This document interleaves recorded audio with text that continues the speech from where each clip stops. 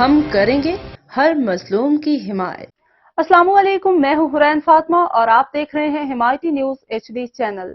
نظر ڈالتے ہیں آج کی اہم خبروں پر۔ گوجرانوالہ محکمہ صحت اور ہیلتھ کیئر کمیشن کی لاپرواہی، عطائیت مریضوں کی جانوں سے کھیلنے لگی۔ نان کوالیفائڈ عطائیت ڈنکی کی چوٹ پر عوام میں موت بانٹنے لگی۔ متعدد مریض مہلک بیماریوں میں بھی مبتلا ہو چکے ہیں۔ کئی مریض جسمانی اعضاء سے بھی ہاتھ دھو بیٹھے۔ عوام کا اعلی حکام سے نوٹس لینے کا مطالبہ۔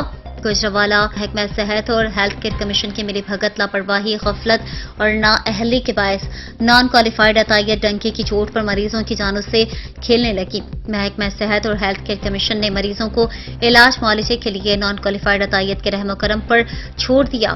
ان کے پاس کسی قسم کی کوئی کوالیفائڈ ڈپلوما یا ڈگری موجود نہیں۔ غیر تربیت یافتہ ہونے کی وجہ سے متعدد مریض موذی امراض میں مبتلا ہونے کے ساتھ ساتھ اپنے جسم کے کئی اہم اعضاء سے بھی ہاتھ دھو بیٹھے۔